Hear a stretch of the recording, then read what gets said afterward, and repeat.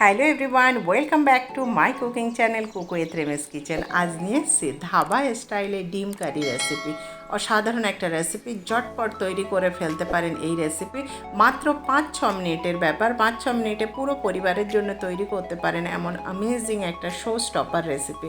ডিমের কারি রেসিপি কীভাবে বানাচ্ছি চলুন এটা দেখে নিই। আর তার আগে আমার চ্যানেলকে যদি এখনও সাবস্ক্রাইব না করে থাকেন, চট করে একটা সাবস্ক্রাইব করে দিন, পাশে থাকা বেল আইকন প্রেস করতে ভুলবেন না, লাইক শেয়ার কমেন্ট অবশ্যই করবেন। আমি এখানে একটু তেল দিয়ে দিলাম আর তার মধ্যে ফোড়ন হিসাবে জিরা ব্যবহার করলাম।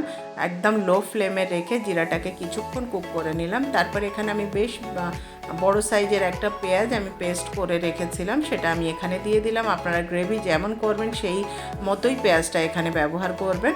পেঁয়াজটাকে আমি খুব ভালোভাবে ফ্রাই করে নিচ্ছি লো টু মিডিয়াম ফ্লেমে। পেঁয়াজটা দেখুন আমার ভালোই ফ্রাই হয়ে গেছে।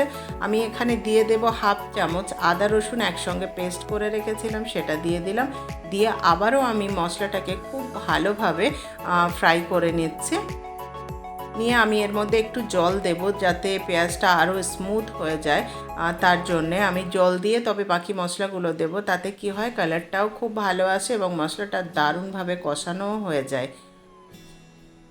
পরিমাণ মতো জল এখানে একটু দিয়ে দিলাম। দিয়ে এবার আমি যে বাকি মশলাগুলো এর মধ্যে আমি দিচ্ছি সেটাই আমি দেখাচ্ছি। খুব ইজি একটা রেসিপি দেখালাম।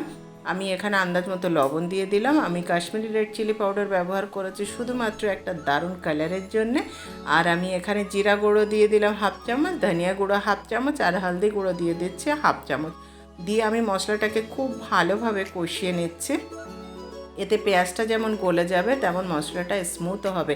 কারির মশলা সবসময় যদি কারিটা স্মুথ না হয় তাহলে কিন্তু সে কারির টেস্টও হয় না, খেতেও ভালো লাগে না।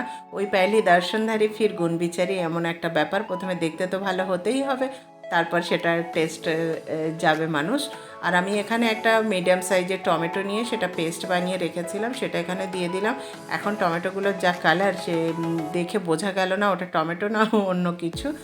যাই হোক আমি খুব ভালোভাবে মশলাটা রেডি করে নিচ্ছি। দেখুন একদম তেল ছেড়ে দিয়েছে। অনেকক্ষণ ধরে বেশ রান্নাটা করলাম মিডিয়াম টু লো ফ্লেমে। একদম পেঁয়াজটা সফট হয়ে গেছে। আমি এখানে এবারে জল দিয়ে দিচ্ছি। আমি ডিমগুলো এখানে একটু অন্য প্রসেসে ব্যবহার করেছি, এটা আপনারা অনেকেই করে থাকেন, তবে আমি যে প্রসেসে রান্নাটা করলাম একবার রান্না করে দেখবেন, দারুণ দারুণ টেস্ট হয়। এবং ওই যে বললাম শো স্টপার একটা রেসিপি হবেই আপনার টেবিলের। আমার যে জলটা দিয়েছিলাম সেটা ফুটে গেছে। এবারে আমি ডিমগুলো আলাদা ভেঙে নিয়েছি। তার কারণ কি হলো, অনেক সময় আমরা ডিরেক্ট ডিম দিলে সেটা যদি পচা বেরিয়ে যায় তাহলে কিন্তু পুরো জিনিসটাই আমাদের নষ্ট হয়ে যায়। তার জন্য আমি তো বিশেষত একটু ওভার স্মার্ট না হয়ে এই কাজটাই করার চেষ্টা করি, যে ডিম যেহেতু আমি একটু আলাদা ভেঙে নিয়ে দেওয়ার চেষ্টা করি। আর আমি কুসুমগুলোর উপরে একটু লবণ ছড়িয়ে দিলাম, দিয়ে ঢাকা দিয়ে কিছুক্ষণ আমি এটা রান্না করছি, অবশ্যই লো ফ্লেমে। আমি কিছুক্ষণ বাদে ফিরে এসেছি। নিচেটাকে আমি হালকা হাতে একটু ছাড়িয়ে দিলাম। আমার গ্রেভিটা একদমই রেডি হয়ে গেছে, ডিম কারি একদম রেডি। দেখুন শুধু কালারটা মনে হচ্ছে প্রচুর তেল, কিন্তু একেবারেই ততটা নয়। দেখুন এবার বুঝতে পারবেন আমার এগ কারি একদম রেডি হয়ে গেল। কেমন লাগলো আপনাদের জানি না।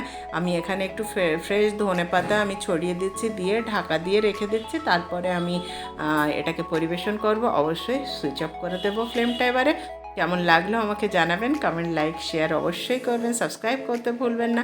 আমার চ্যানেলে গিয়ে দেখবেন প্রচুর রেসিপি আছে, একটা কমেন্ট করে আসবেন, আমার সাথে থাকবেন আর এইভাবে আমাকে সাপোর্ট করবেন। Thank you for watching.